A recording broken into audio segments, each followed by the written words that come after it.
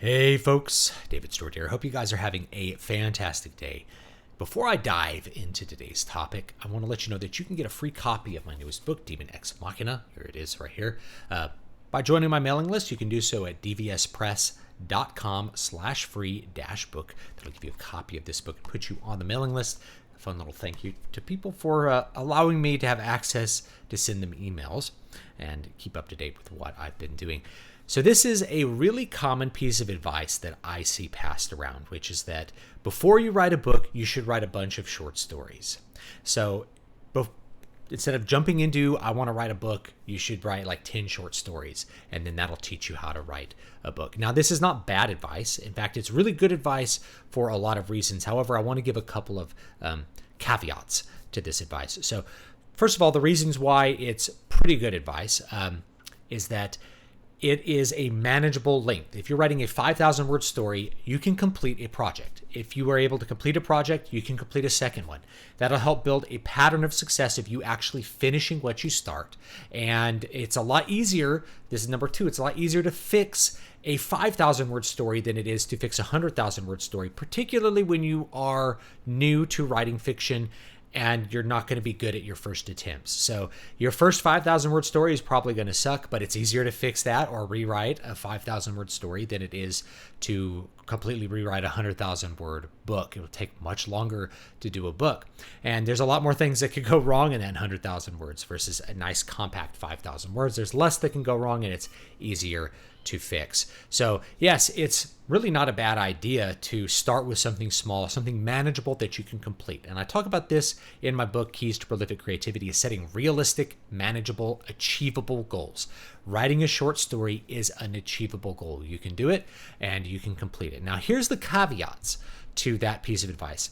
I'm trying to track down where that really started. And I seem to see it a lot from a lot of 20th century writers. And there's nothing wrong with 20th century writers. However, they lived in a time that was a little bit different than ours as far as what people are exposed to in terms of fiction. So the big problem with telling someone they should write 10 short stories instead of writing a book is that most of the people who I will tell that to have never read short stories. It's a format that has just kind of evaporated and disappeared from the popular fiction landscape, at least here in the United States. I know there are still like pulp fiction mags that exist in other countries, but here in North America, there's no short fiction. All of the magazines like Weird Tales and stuff, they all disappeared years and years ago. There's really no format where you can go pick up a magazine off the newsstand and get a bunch of short fiction and enjoy reading that. So most people are completely unfamiliar with the format. Now, I will tell you that there are new magazines like Cursova and Story Hack that exist that you can order directly that have these short stories in them. And you should definitely check those out if you're interested in that. But most of the people, like I said, that are going to receive this advice have no idea what the short story format is. So they're not going to really be successful writing short stories because they don't know what they are. They've never read them.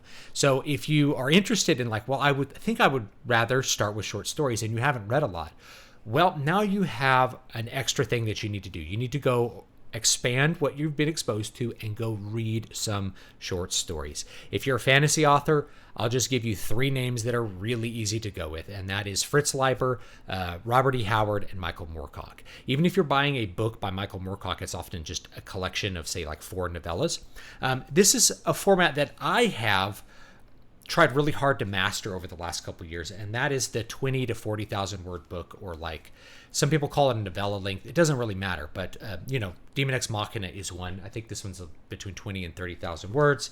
I've written a bunch of books that are that length. You can see they're fairly thin. They're between 1 and 200 pages, which is around 20,000 words. That's a format I know. It's a format I've read a lot because I've read lots of Robert E. Howard and Fritz Leiber and H.P. Lovecraft. Really popular format in the first half of the 20th century. Again, one that's kind of disappeared from the popular collective exposure to fiction. Most people who are excited about writing book have read a lot of popular fiction, whatever that happens to be, and that's usually in the format of a book. So if you're interested in reading short stories, writing short stories, you need to read short stories. And for a lot of people, they're just maybe not interested in reading them. So you're asking someone to jump in and try to create art in a format that they've never been exposed to. You need to be exposed to it first. So to that end, if you're not interested in reading short stories or writing them, I actually think it's okay to jump in with writing a book. A lot of the lessons that you'll learn from writing don't have to do with like the book itself. It has to do with the creative process. And I talk about this in my book, Keys to Prolific Creativity.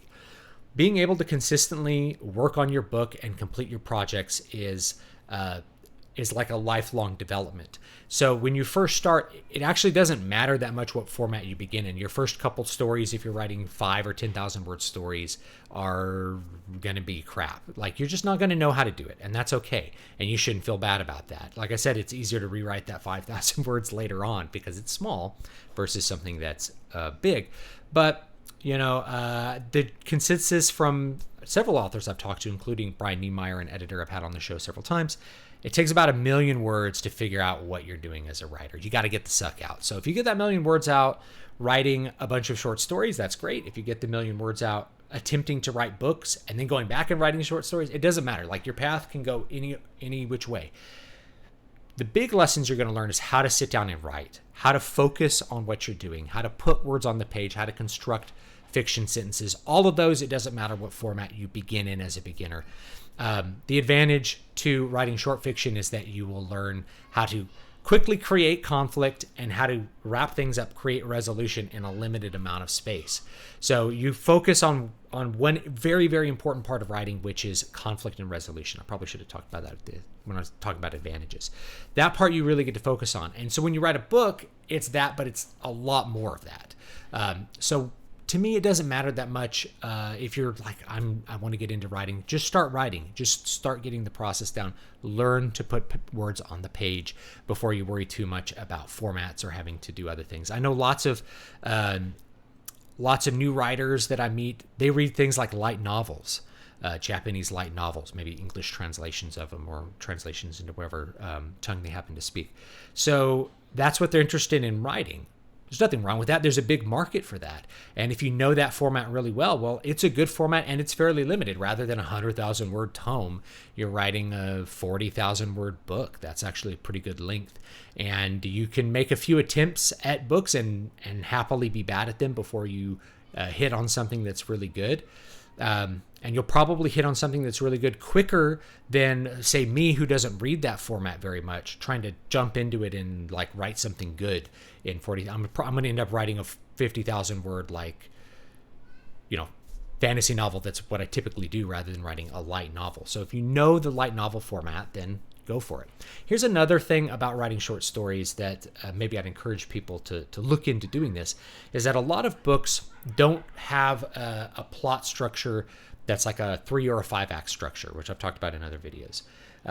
Instead, they have something like The Hobbit, which has what I call an Odyssey plot structure. So an Odyssey plot structure is a bunch of little conflict and resolutions. You can imagine if you're good at writing a 10,000 word story, you can write 10 adventures of a character in a row going from point A to point B, which is what The Hobbit is, and you've written yourself a novel. So there's another advantage to being able to focus on the small part, is that you can actually make a book out of many small parts. Lots of Michael Moorcock's books are actually 4 short stories just kind of squished into a book, and they're pretty obviously 4 separate short stories. I think the one I'm thinking of most is like Sailor on the Seas of Fate, which is an Elric novel. It's the second book in the Elric series, but it's 4 Elric stories which really have nothing to do with each other, just kind of squished into one book. And there's nothing wrong with that. That's reading 4 short stories rather than reading one book, but it feels like one kind of unified tome rather than reading something like Fortress of the Pearl, which is one strict story in a larger format. So you'll find that a lot with other books. So if you can find those short stories and learn the format, well, it's actually not that hard to make a book out of lots of short stories with 1 or 2 characters. Lots of the Fafhrd and the Grey Mouser books are just collections of Fafhrd and the Grey Mouser stories by Fritz Leiber. So if you, regardless of which one you want to start with, you can actually read like any book from the series in pretty much any order and enjoy it, because the stories are self-contained and there'll be several of them in the book. So that's another advantage to writing short stories, is you can actually put several stories together to make a book. Now, eventually, though, if what you're really interested in writing is something that has that 3 or 5 act structure, something that's longer, you're going to have to jump into writing a novel, and you're going to learn that it's very different from writing short stories, even if you've practiced with the short stories. It requires a different kind of prose sometimes. You have more room for your prose, and it requires a different kind of attention to detail. Things don't need to go as quickly, but you need more characterization. You need more foreshadowing. You need more layering of character motivations than what you get with like a Conan adventure, where maybe the motivation is to just get money, right? Or something like that, or to survive.